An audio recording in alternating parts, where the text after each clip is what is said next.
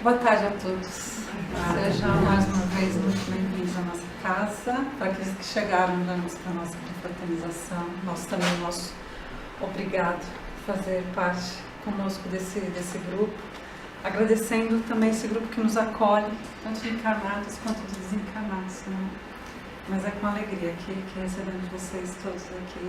Com alegria estamos aqui na data de hoje. Né? Fim de ano. Nosso primeiro Natal aqui, nesta casa, né? Nossa primeira festa de Natal foi hoje também.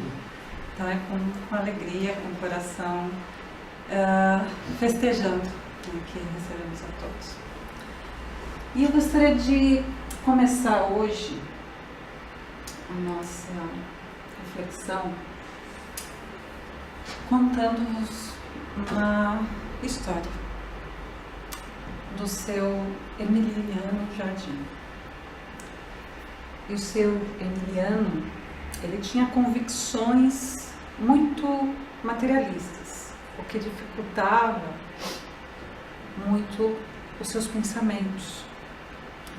Até que, certa feita, quando perde o seu filho, e no seu questionamento, na sua dor paterna, ele tenta buscar respostas e é quando ele vai então para o catolicismo.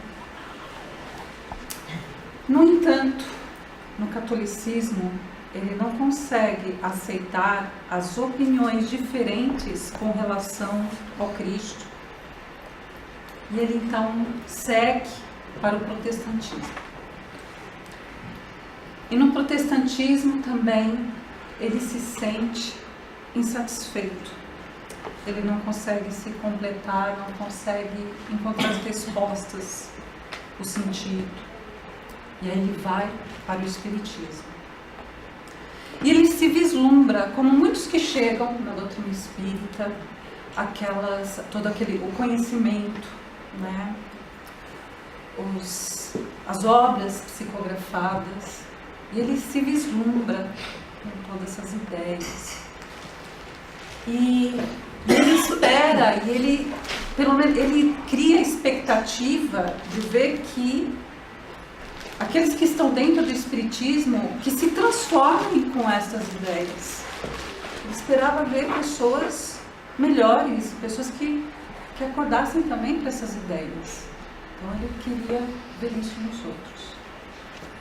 E mais uma vez, ele se decepciona. Então, na véspera de Natal, ele tenta pôr termo à própria vida. Quando então ele escuta uma voz que lhe diz assim: irmão querido, há tanto que te espero, mas que você só me encontra neste momento, como tantos outros que só encontram a mim em si mesmos depois de perderem tudo. Lembre-se que a obra ainda é inacabada. Este planeta, nós ainda somos uma obra inacabada. E aí ele diz assim: ajuda-me, compreendendo a grandeza do seu objetivo e entendendo as imperfeições do seu irmão. E era então Jesus que falava comigo. Portanto, nós podemos procurar Jesus fora de nós, em todos esses conhecimentos, podemos estar mudando, pulando de religião em religião. E podemos querer criar expectativas que o outro se mude e você só vê aquelas imperfeições do outro, não vê tudo que ele já conquistou de bom, mas se foca naquilo e não olha para dentro de si mesmo, onde que Jesus deveria nascer, dentro de nós mesmos. Então, trago essa foto representando como nós, como viajantes nesse caminho, onde o cajado e tudo aquilo que nos ajuda nesse caminho são todos esses recursos, seja a religião, seja a família, seja os amigos, que nos ajudam a nos encontrar nesse caminho. É uma longa jornada. Então, é um caminho, é uma busca, é a nossa cristianização. E esta história que vos contei é baseada nesta obra Reportagens de Além Túmulo, pelo nosso irmão X. Portanto, hoje vamos falar, como não podia deixar de ser, de Jesus e a visão espírita do Natal. Então vamos tentar ver essa simbologia do Natal, do que significa para nós, para o mundo. E vou trazer aqui, para começar essa reflexão, que quando Jesus nasceu, ele nasceu no coração de muitas pessoas. Podemos dizer que muitos nasceram junto com ele. E que mesmo o planeta Terra também nasceu ou renasceu, porque foi aí que completou a sua maioridade, como Emmanuel nos diz, em A Caminho da Luz. Se formos ver, eu coloquei aqui quase todos, muitos personagens do Evangelho. Se formos ver os personagens do Evangelho, são pessoas, da maioria delas, falidas, perseguidas, condenadas, rejeitadas, desprezadas. Vamos começar aqui pela samaritana. A nossa Suzana falou na semana passada de muitas dessas personagens. E a samaritana, Jesus se dirigiu a uma mulher. Imagine naquela época, e a Suzana nos trouxe isso na semana passada, naquela época, um homem se dirigiu a uma mulher que na época também vinda da Samaria, que era uma região muito desprezada, havia uma discriminação, preconceito com essa região. E uma mulher que já tinha tido 4 homens, 4 maridos, e que o último era amante. E Jesus se dirigiu a ela, a uma mulher, e questionou-a, como ele sempre faz. Jesus fazia com outra através de histórias ou a questionar o homem, para nos fazer pensar. Então ele se dirigia àquela mulher e ela estranhou, porque o que ele via, ele enxergava as suas lágrimas. Se formos, eu diria que Jesus nos tempos de hoje, usando as palavras de hoje, as ideias de hoje, Jesus é um otimista incorrigível, daqueles que vê o bem em toda a gente, né? Que vê algo de bom e algo que essas pessoas possam dar. É um otimista, porque ele via tanto o nosso lado ruim, ele conhecia tanto o nosso lado ruim quanto o nosso lado bom, ele enxergava isso em nós. Então imagina olhar para dentro de nós, né, e sabendo nós que ainda carregamos as imperfeições, e não se assustar. E pelo contrário, ainda valorizar aquilo que temos de bom. Ou seja, um otimista, um grande otimista. E por que também otimista? Onde é que ele via a luz? Ele não via a luz nos astros ou longe de nós, não, ele nos via a luz dentro de nós. Vós sois deuses, vós sois o sal da terra. Ele via a luz dentro de nós, ele via Deus dentro de nós. Ele conseguia ver a providência divina dentro de nós. E para ser um otimista, tem que ter fé. E por que tem que ter fé para ver o que ele via? Porque justamente a fé é que desperta os instintos que nos encaminham, que encaminham o homem para o bem. A fé é que é a base da regeneração. E não sou eu que estou a falar isso.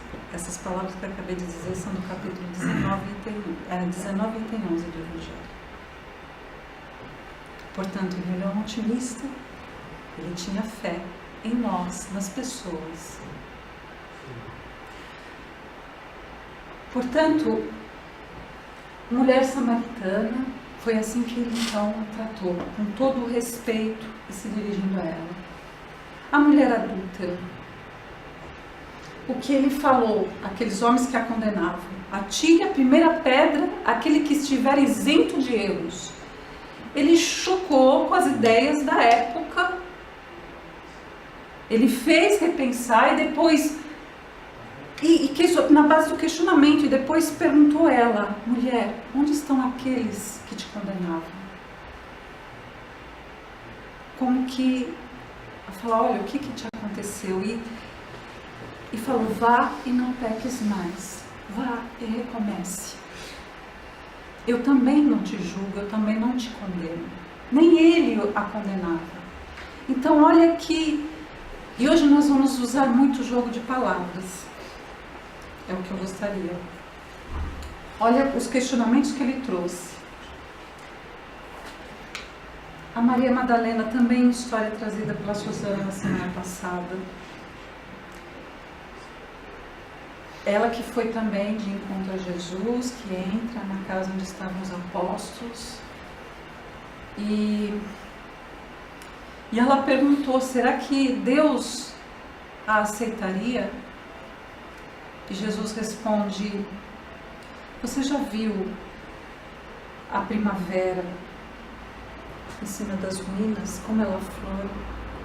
Mesmo no deserto, mesmo nas ruínas. Esse diálogo também é um verso de Deus que nos traz entre Madalena e Jesus. Então, ele a acolhe com amorosidade e ela pergunta, e nós sabemos que isso se passava dentro do coração de Madalena. Ela falou: eu não vou poder ser mãe. E aí no que Jesus também coloca: mas qual é a melhor mãe? Qual seria a mais considerada aos olhos de Deus? Aquela que acolhe os filhos do próprio sangue ou aquela que acolhe os filhos de outras mães? Já mostrando o caminho que ela ia seguir. Notem que Madalena, que era dos 7 espíritos, né, era tratada como obsediada, ela era desprezada por muitos daqueles que se diziam virtuosos. Como diz a história, ela se vicia nas alegrias diversas, no vinho, na dança, que esses 7 espíritos tinham essas capacidades e ela assimilava essas capacidades na dança e de outras coisas que ela fazia. Quando nós falamos dos vícios, seja da bebida, das drogas, a gente sabe muito bem o que isso significa: fuga. Ela também fugia. Então todas elas, esta como a sede de amor, esta também, a sede, a fome de amor. E Jesus via isso. A mulher adúltera, Madalena, Zaqueu, que sobe então na árvore, aquele que era um coletor de impostos e que para o povo dele ele era um traidor, porque falava com os romanos e estava ali cobrar impostos ao seu próprio povo. Então ele era também muito mal desejado na sociedade da época. E Saulo de Tarso? Ele foi um assassino, foi um arrogante, era vaidoso, ele era prepotente, ele mandava matar aqueles que não concordavam com suas ideias. Se formos pensar o que ele era, mas Jesus viu nele um homem forte. Ele era um intransigente da lei, mas viu nele o bem. Para mim é uma das figuras do Evangelho que mais me impressiona, porque é por isso que eu quis ler 3 biografias diferentes dele e quis até Roma, quis ir até o local onde estava ele, Pedro, enterrado, porque ele para mim é uma presença muito forte. Ele era, olha o que ele construiu depois, as cartas a todas as igrejas, o que ele uniu. É muito difícil, nós vemos hoje manter uma casa espírita, imagine na época manter todas aquelas igrejas e a união e comunicar com elas. A gente sabe o quanto é difícil dentro do movimento religioso manter essa união, e ele tentou batalhar por isso. Ele é um homem forte, por isso que eu admirei muito. E Jesus viu e valorizou o lado bom dele e foi de encontro a ele.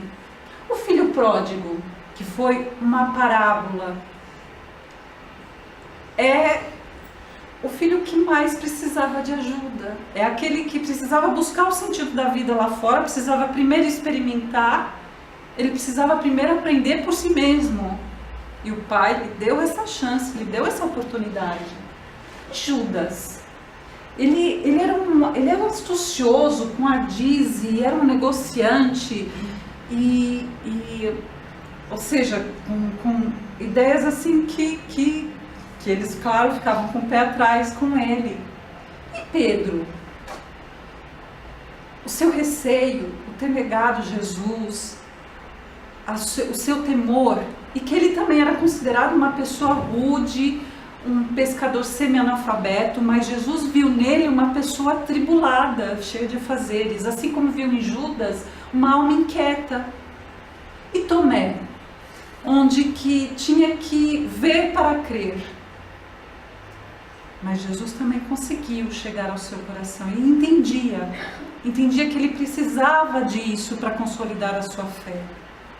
E Marta e Maria, quando então Jesus coloca, em questão, olha, a sua irmã escolheu a melhor parte, você aí com todos os afazeres, com tudo, mas qual é o prioritário? O que é o principal desses afazeres todos?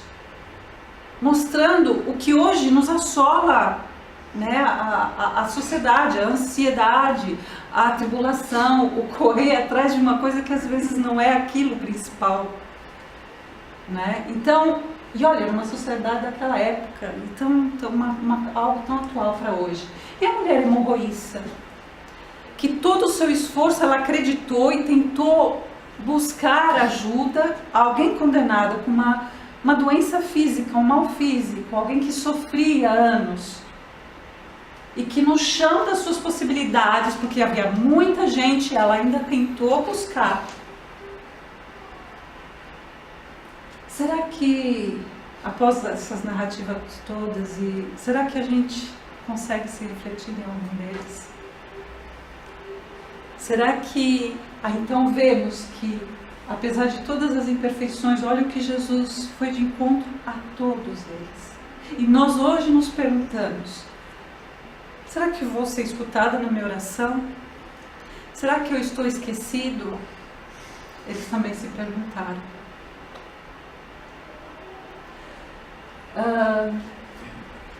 Jesus então viu o que nós temos grande dificuldade em ver no nosso próximo e mostrou por que nós, a natureza também tanto ensina, que nos pântanos há lírios perfumados, que apesar de toda a maldade de crime, que a nossa alma está coberta por essa lama, por essas capas, mas que lá dentro tem um brilho, e que Jesus valorizou esse brilho, essa luz, aquilo que poderia se desenvolver, aquilo que poderia crescer. Portanto, se a gente for perguntar hoje, quando é que Jesus nasceu, talvez seja o que menos importa. O que importa é que ele tenha nascido no coração de todas de todos nós e todas essas pessoas. Eu não sei se realmente nasceu nos nossos corações, se ele realmente já está aqui instalado.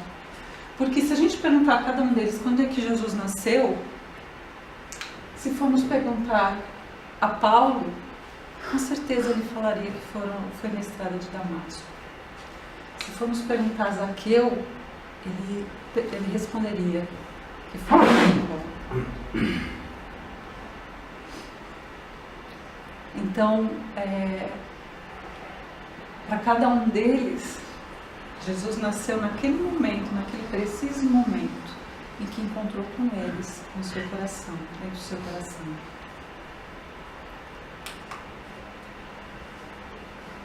Portanto, nasce uma nova era para o nosso planeta, né, com a vinda de Jesus. E o que eu trago aqui é justamente que o Natal é a nossa cristianização, é uma reflexão que a gente faz. O que ele nos trouxe, o que ele tentou, né, nos trazer aqui no planeta. Então, lembrando os seus ensinamentos, tudo aquilo que ele veio transmitir. Para começar, quem foram os companheiros do Cristo? Foram um punhado de homens imperfeitos. É interessante que a gente podia pensar assim, ele podia fazer tudo sozinho, não é? Não, mas ele foi contar com pessoas, foi buscar essas pessoas. E é interessante que ele não deixou nada escrito, por isso que a história, até hoje, eles contestam, será que ele veio, será que não veio, por não ter deixado ele mesmo nada escrito, né? Nós podemos dizer, dos 4 evangelhos, podemos dizer que seriam 4 biografias, por homens diferentes, e é interessante que é por homens diferentes, mas nenhum deles cai em contradição quanto às mesmas narrativas. 3 deles que estiveram intimamente com ele, o outro que esteve ao lado de Maria, a entrevistá-la, a falar com ela, e que era um estudioso, né, Lucas, também um personagem que eu admiro muito no Evangelho, tem uma história também muito bonita. E eles poderiam exaltar, né, Jesus, que Jesus falou com palavras fortes, mas não, eles também se expuseram às suas dificuldades. Portanto, a gente vê a fidelidade do que é ali colocado nessas 4 biografias, né? Então, Jesus não deixou nada escrito, porque o que era mais importante era deixar escrito no nosso coração.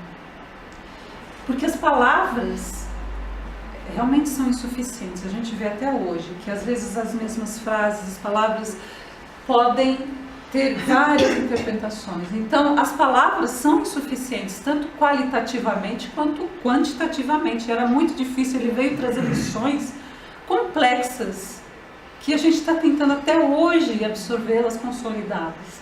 Então imagina o que é falar e escrever sobre elas, não é? Eu acho que não ia ter palavras que bastasse, que conseguisse, ou que existisse, que conseguisse explicar, levar isso. Agora, o mais interessante é para quem estuda a parte de neurologia, a parte da nossa memória, sabe, por exemplo, quando a gente está contando uma história do passado, a gente está contando uma história e a gente não fala exatamente como aconteceu. A gente fala com um sentimento que aquilo foi registrado. Ou seja, a nossa memória é de sentimento. Portanto, ele teve uma boa sacada, teve uma boa estratégia. Realmente esse menino valeu. Então, os companheiros de Cristo, aquele punhado de homens, ele não fez nenhuma estrutura hierárquica. Jesus colocou ali de igual para igual, e ele não impôs, ele convidou-os a fazer parte do apostolado. Ele não impunha, e ele também não, ele sempre expunha. Então por isso que eu destaco essas frases de uma forma diferente nesse jogo de palavras. quero entrar no seu barco, eu quero entrar na sua casa, eu quero... Era assim que ele abordava. E a Paulo de Tarso, eu preciso de você, porque Paulo falou, mas por que eu? É você que vai ajudar agora.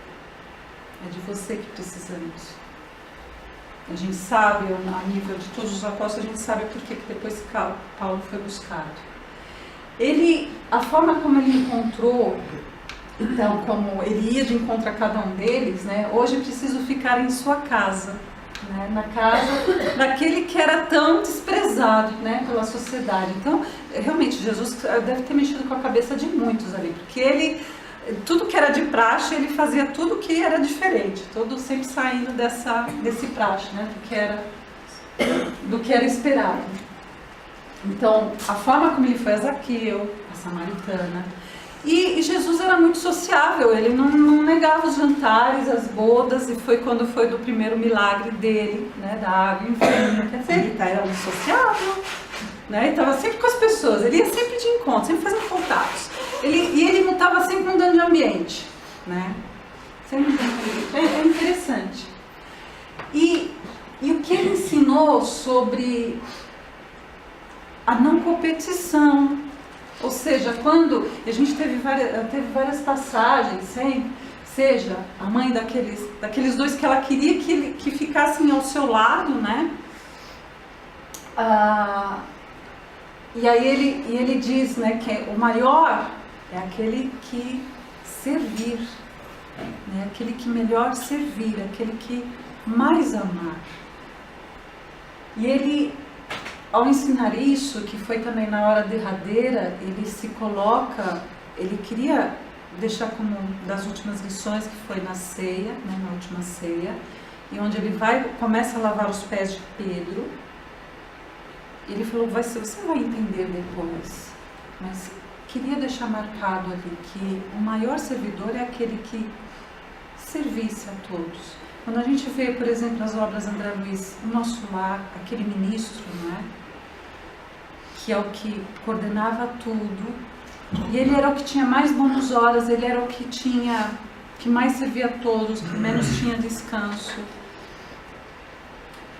Quando falam, então, quando começam então a falar quem de nós é o melhor, vai ser o maior, é justamente isso então que ele coloca, né? Que ele está ali estimular a partilha, não a competição, que não existe o melhor, que não existe o número um, que é um fenômeno psicossocial hoje que a gente vê em todo lado, porque para mim é triste, para mim eu fico assim, eu ia para as reuniões da escola bastante,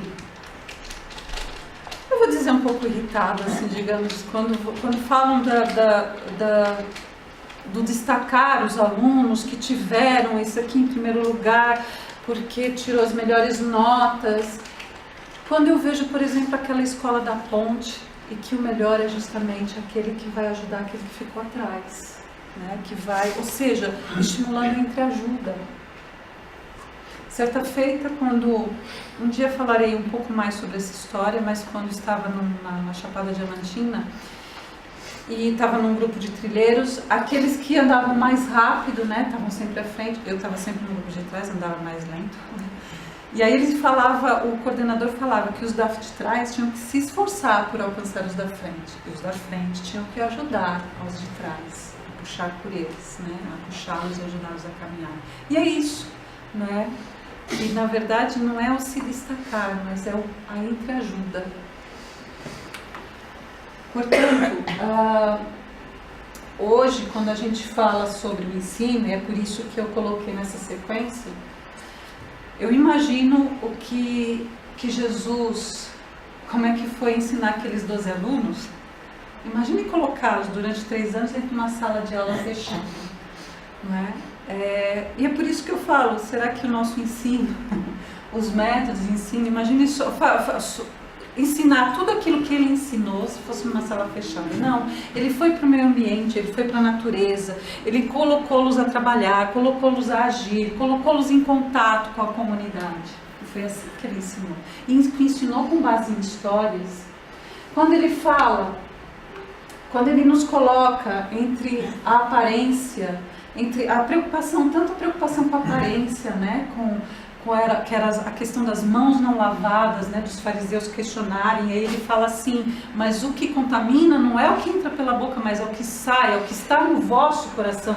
Isso sim que é pior, isso sim é que contamina, isso mesmo, isso é que é nocivo. Então, e ele dizia, né, vocês só me honram, né, da boca para fora, porque o vosso coração...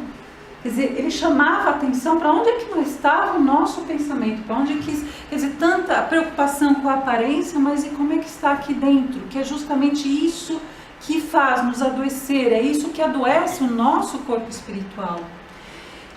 Ele colocou justamente fim a essa ditadura do preconceito, ele mostrou isso, né, na questão da mulher adúltera, né?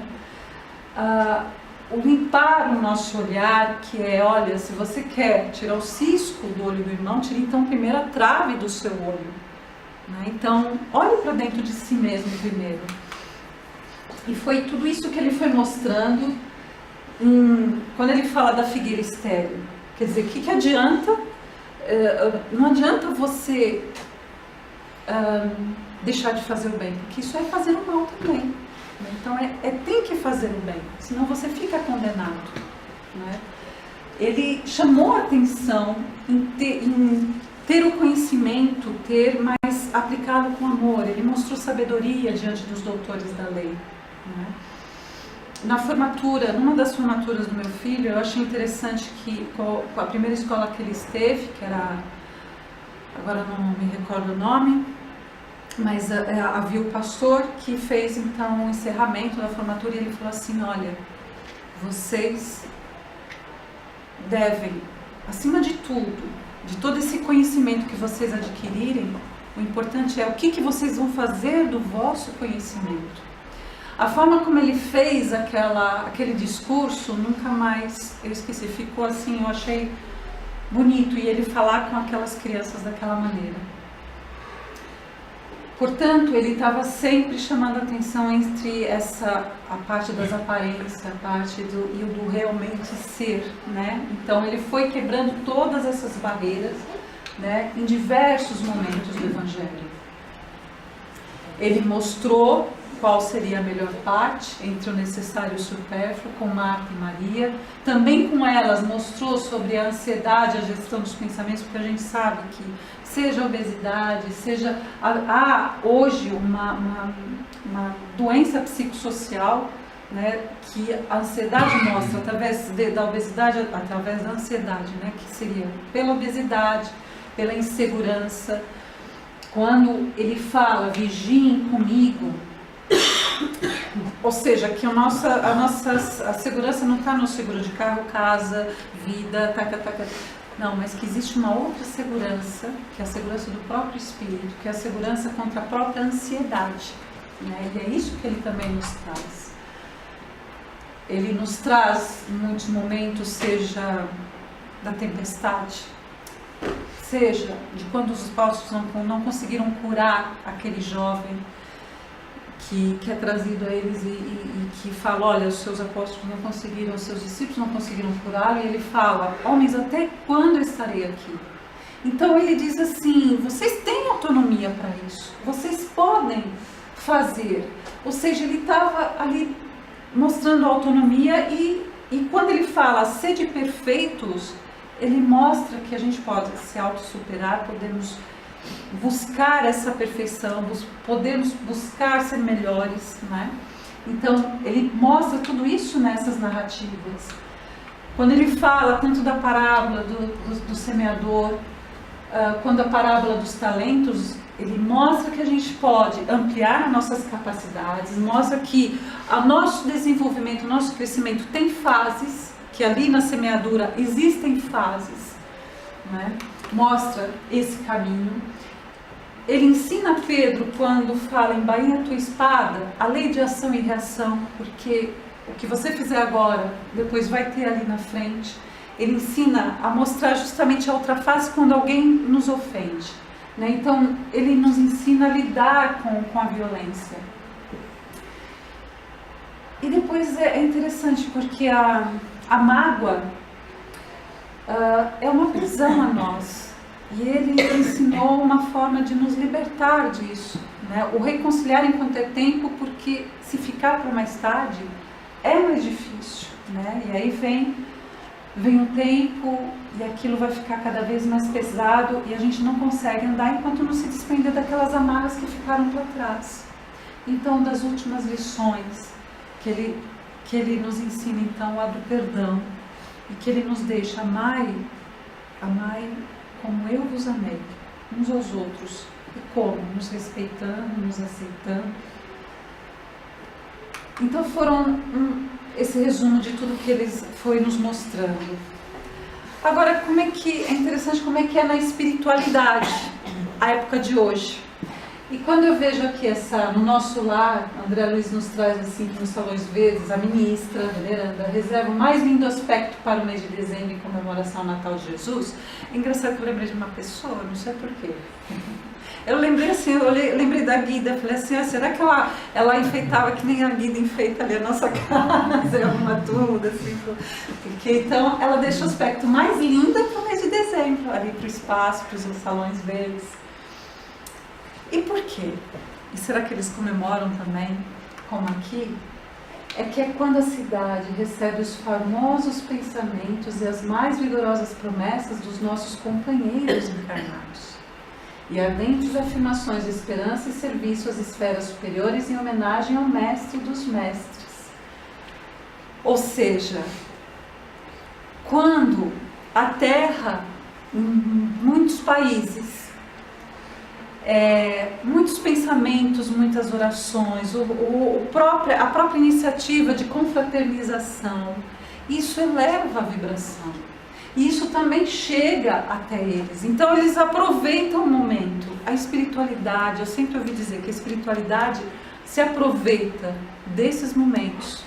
Quando nós abrimos o nosso coração, quando estamos mais bem dispostos, para eles nos inspirarem.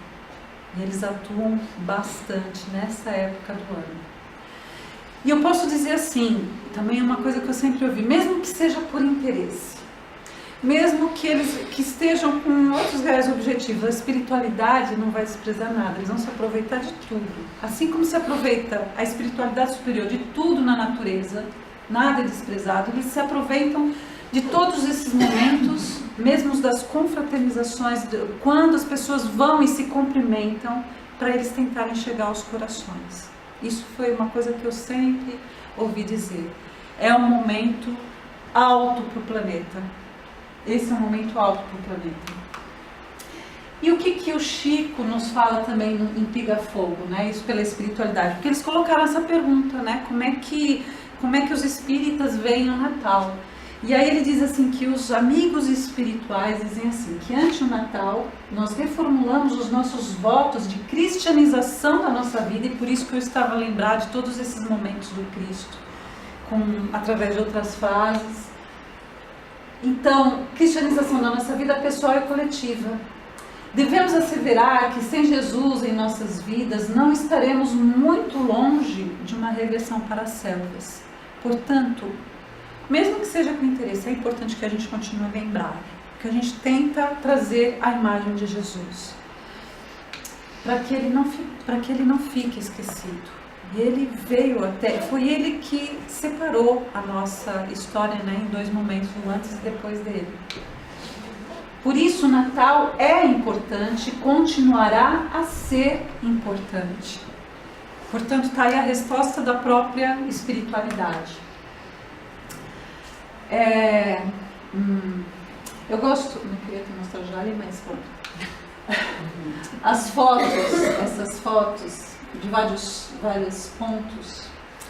E eu, quando eu estava a pesquisar, eu via fotos assim, lindíssimas, assim, vários pontos do planeta, como tudo é enfeitado. Por acaso eu adoro essa época que a gente vê tudo enfeitado. Eu também tenho um pouquinho do celular, também adoro ver tudo enfeitado, assim, né? As ruas todas iluminadas, né? E eu confesso que depois me dá uma certa angústia depois que retiram tudo em janeiro. Acho tão bonito. Pronto. Mas porque, não sei, para mim traz uma alegria quando eu vejo todo esse clima, né? Essas luzes de Natal. Na verdade, a gente, como a Mara estava falando, a gente vê várias datas, né, assim, de quando Jesus teria nascido. O que eu falo, né, o mais importante é ele nascer em nós, né, não é exatamente o quando ele nasceu em nós, é isso. E aqui algumas das pesquisas que eu fiz, e algumas coisas que eu encontrei.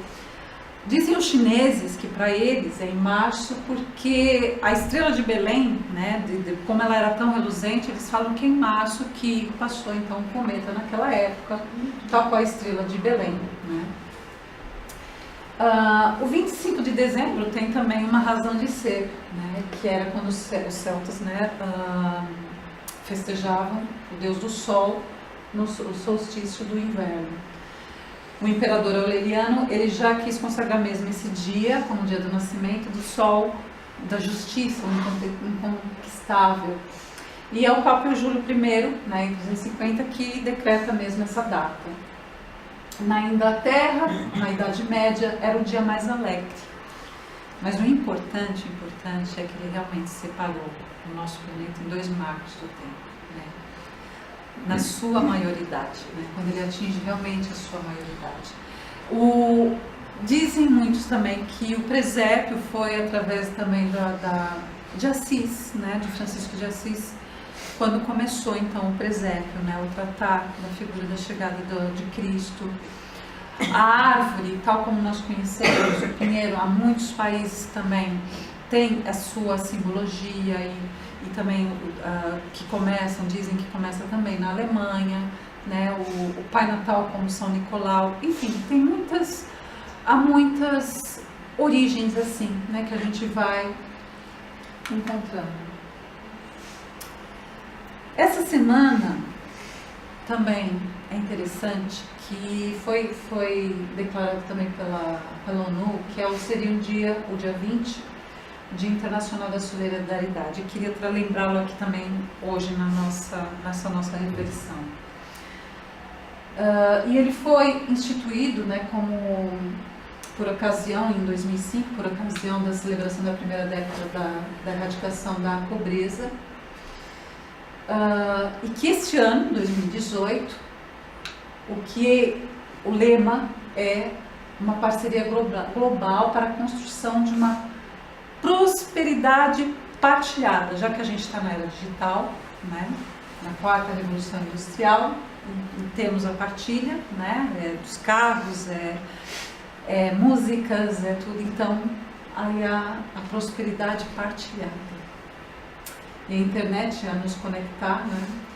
E aí eles disseram assim, na declaração, num trecho da declaração do dia 20, que eu fui buscar, eles dizem também que a interdependência global aprofunda-se, abrangendo as dimensões econômica, social e ambiental. E é o que afirma o secretário-geral da ONU, na sua mensagem oficial, assinalando que a solidariedade é fundamental para a resolução dos problemas no mundo interligado. Tem mais. Nessa semana, né, essa foi a foto que fui buscar no jornal dessa semana, então que a ONU aponta a necessidade de união para marcar o Dia Internacional da Solidariedade Humana, que é algo que também Jesus deixou, né, o amar uns aos outros, o a gente se respeitar, se compreender e tentar ao máximo a gente nos aproximarmos. E aí eu digo assim, a gente sabe que nós estamos num planeta de provas e expiações e que vemos muito mal. E aí eu pergunto, vocês acham que o bem prevalece? Sim. Pois, vocês sabem quem é John Wilkes Booth? Fora o César, ele já sabe, não vale, você não vale. Fora o César, alguém conhece? John Wilkes Booth. Alguém conhece? Sem buscar na net, sem buscar no telemóvel. Não. Pois, e alguém conhece esse senhor? Abraham Lincoln. Se vocês conhecem Abraham Lincoln. Realmente. E este? foi o ator assassino do Abraham Lincoln. Vocês conhecem esse senhor? Gandhi. Sim. Agora, quem se lembra do nome do assassino do Gandhi? Esse já estava pedindo mais. Né? Mais complicado. E agora é esse. Se eu perguntar, então, quem foi o assassino de Sócrates? Eu não estou falando da nação, eu quero saber os nomes das pessoas que o condenaram, não é? O nome dele ficou na história, não é? Mas o nome dos assassinos não, né? Ajuda? Não, sem ajuda. Sem ajuda. Pois, sim, sim. Mas quem foi que usou ela, não é? Que deu a ele, não é? Outra pergunta, claro que eles sabem quem é Jesus. Agora, quantos livros nós vemos falando de Pilatos? Existe alguma reportagem?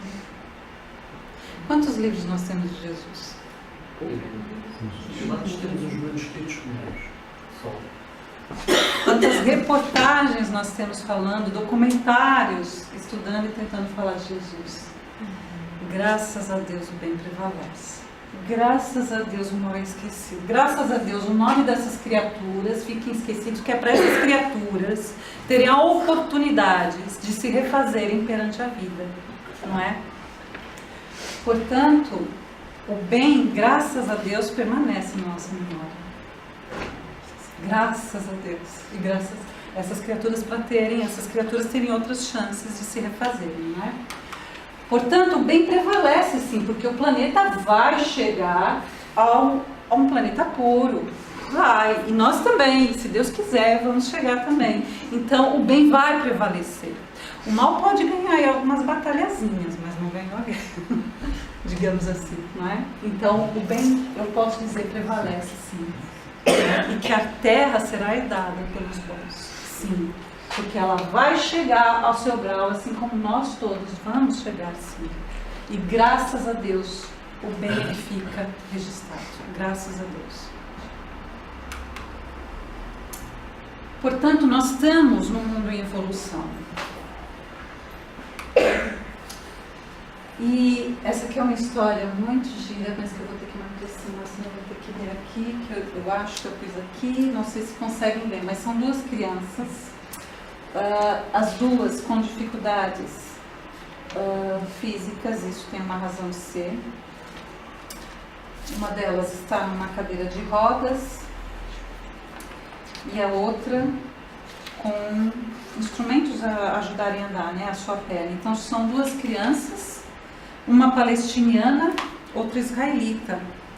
E elas tornam-se grandes amigas por partilharem o mesmo quarto no centro de reabilitação em Jerusalém.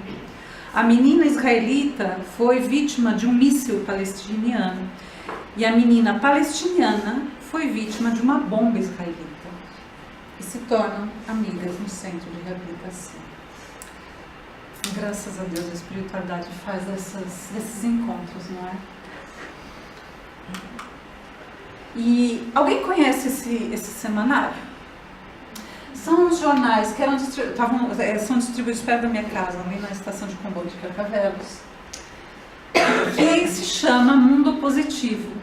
Porque a gente vê jornais que destacam tanto e ressaltam tanto pelo negativo, e está aqui, é um semanário onde só tem notícias boas, notícias positivas. Eu achei interessante alguém chamar a atenção, ter chamado a atenção para isso.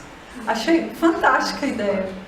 Então, ele tem só notícias assim positivas, de coisas assim, de valorizar, assim, fogo, olha, o que Jesus fazia lá atrás de valorizar, né, e que a gente só ressalta o negativo, notícias negativas, né, é um exercício. Eu achei interessante o nome do jornal, Mundo Positivo. Ele fala muitas coisas interessantes, eu achei bem bacana. Portanto, estamos num mundo em evolução.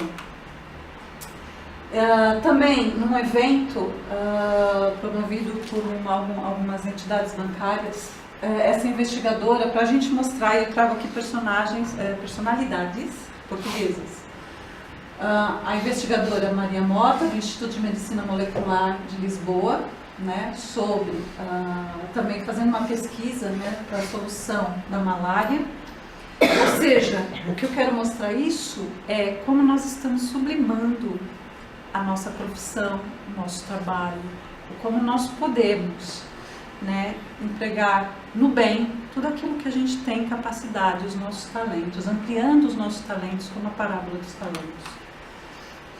Este investigador, Carlos Vidal, da Fundação Champalimont, em Lisboa, Portugal, falando sobre as alterações da nutrição se podem melhorar a saúde do nosso cérebro.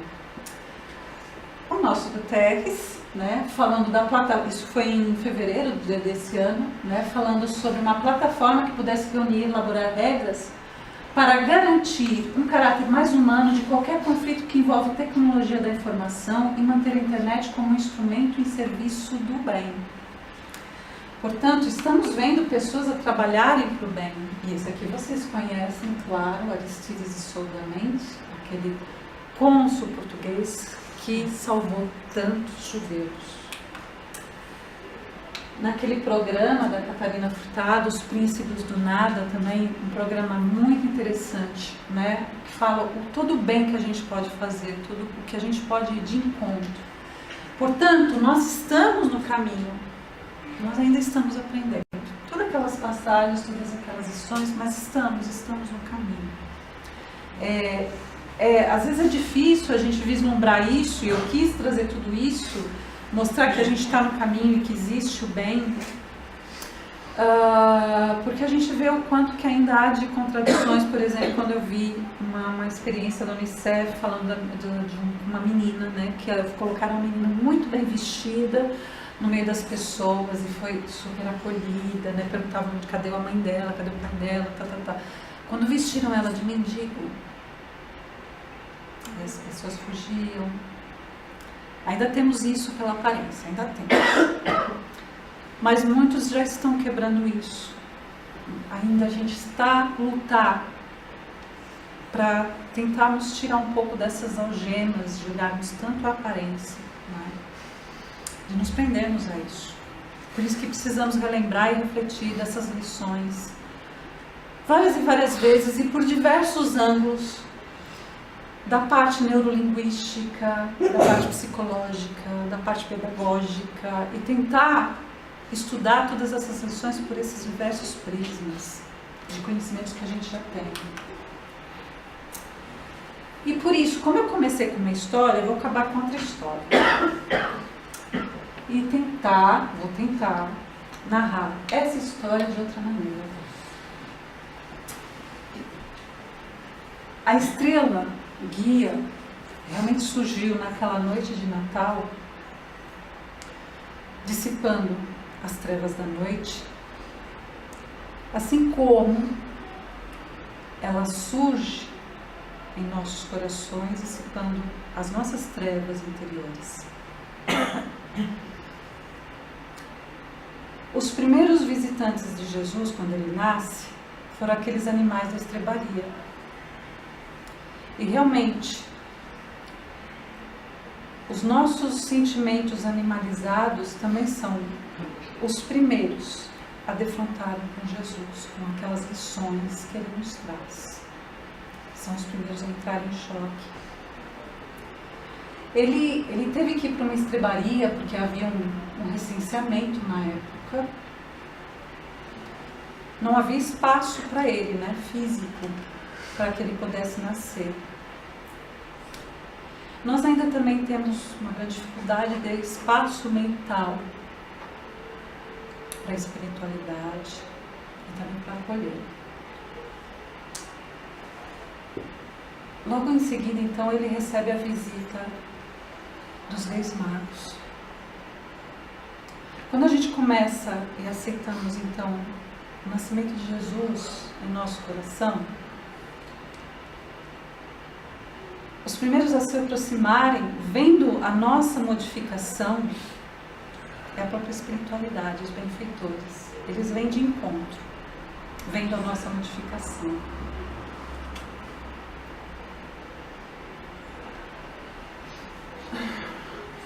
É difícil.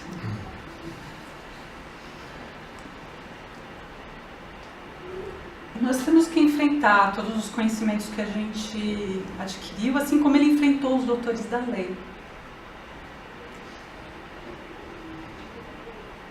Assim como Jesus nasceu para o mundo, é assim, nesse cenário, que ele nasce também dentro de a gente, dentro de nós.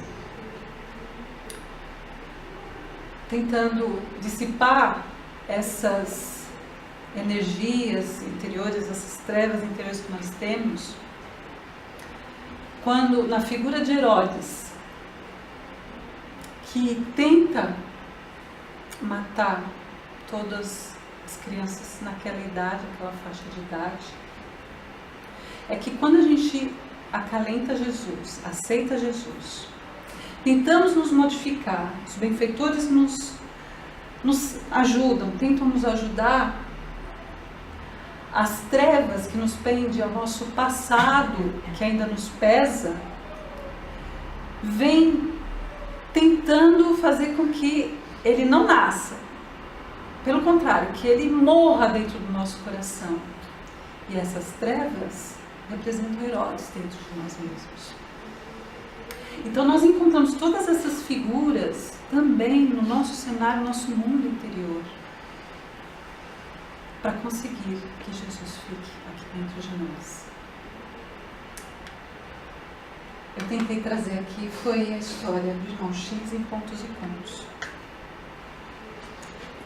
E para acabar mesmo agora, trago com esse poema.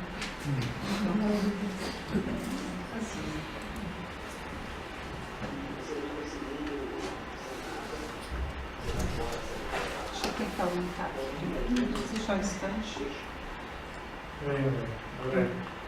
Oi, você consegue?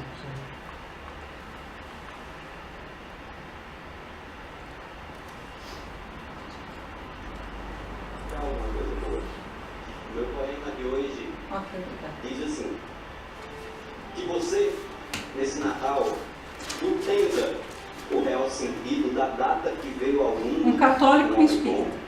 Destemido, e que o dono da festa não possa ser esquecido. Olha, repare, vindo lá do Polo Norte, num trenó cheio de luz, Papai Noel é lembrado muito mais do que Jesus, como balança e coerente, quando um saco de presente pesa mais do que uma cruz. Eu sei que dar presente é bom, mas bom mesmo é ser presente, ser amigo, ser parceiro, ser um abraço mais quente e permitir que nossos olhos não enxerguem só a gente. Que você, nesse momento, faça uma reflexão, independente de crença, de fé, de religião, pratique o bem sem parar, pois não adianta orar se não existir ação. Alimente um faminto que vive no meio da rua, agasalhe um indigente coberto só pela lua. Sua parte é ajudar, e o mundo pode mudar cada um, fazendo a sua. Abrace um desconhecido, perdoe quem lhe feriu, se esforce para reerguer um amigo que caiu e tente dar esperança para alguém que desistiu. Convença quem está triste que vale a pena sorrir. Aconselhe quem parou, que ainda dá para seguir, e para aquele que errou, dá tempo de corrigir. Faça o bem, meu povo. Faça o bem por qualquer um, sem perguntar o porquê. Parece fora de moda, soa meio de clichê, mas quando se ajuda alguém, o ajudado é você. Que você possa ser bom, começando de janeiro, e que esse sentimento seja firme e verdadeiro, que a gente viva o Natal todo ano, o ano inteiro.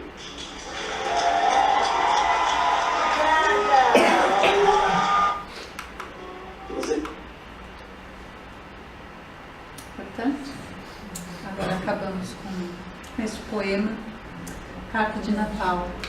Meu amigo, não te esqueças pelo Natal do Senhor. Abre as portas da bondade, o chamamento do amor. Reparte os bens que puderes, as luzes da devoção. Veste os nus, consola os tristes na festa do coração. Mas não esqueças de ti, no banquete de Jesus. Segue-lhe o exemplo divino, de paz, verdade e luz. E assim, agradeço imensamente a vossa paciência em me ouvir. Realmente é difícil falar de um espírito tão old school, mas eu tentei primeiro pensar para mim, refletir, para poder saber como transmitir também a mensagem que passa por mim, passa pela minha própria reflexão. Agradeço a vocês, encarnados e desencarnados, e aos benfeitores por terem aqui nos amparado.